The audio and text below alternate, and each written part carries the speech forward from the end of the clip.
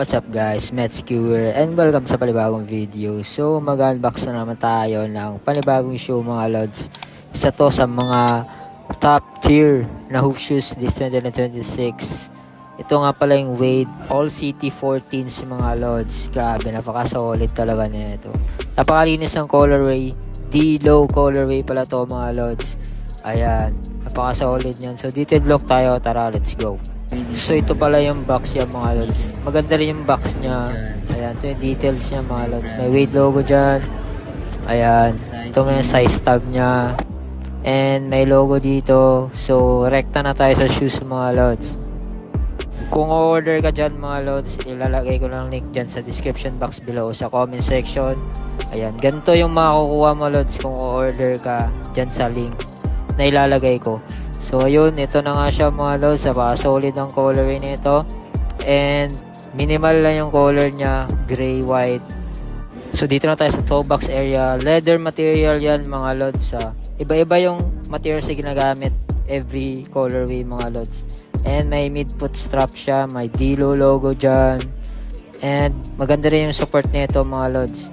Round lace yung ginamit dito. And mesh material naman sa tongue part dyan mga lods. Di din yan basta-basta nabubuhol pag nilace mo mga lods. Ayan.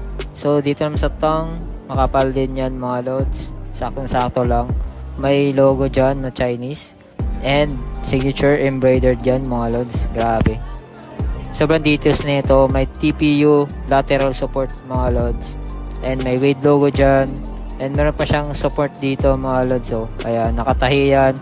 And leather naman dito sa may lateral side. Textile material naman dito. Ayan. May design pa siya mga lods. Ayan.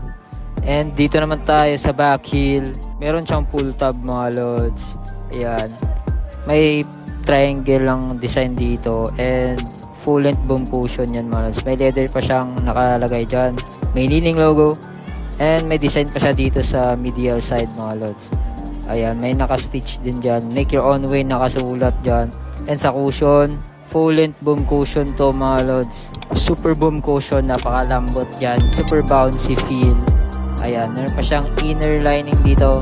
And super critical na ginamit sa insole mga lods. Sakto lang yung kapal na dito sa ankle area. And sa traction na tayo mga lods. Ito yung pinaka the best feature dito is yung traction talaga. May Wade logo dyan. Multi-directional hearing-boot traction mga lods.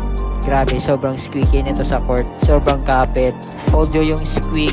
Di naman siya affected sa performance. Pero dito, grabe. Ganon yung squeak niya. Ganon din yung kapit niya mga lods. So ito pala siya pag dalawa. So yun, on-fit na natin. Tara, let's go.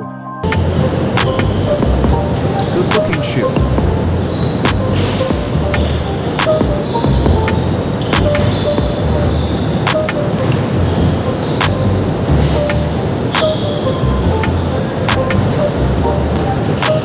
Leather textile uppers, premium material depends on the colorway.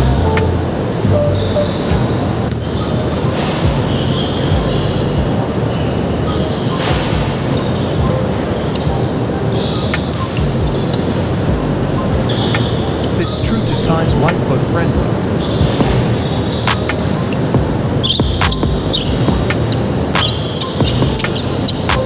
Very loud, squeaks and grippy top outsole.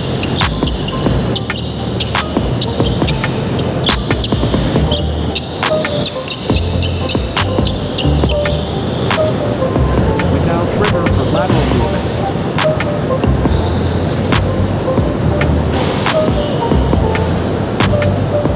Bouncy feel cushion thanks to the super boom tap. Overall is a top tier shoe this year with even a contender alongside Wade 12 and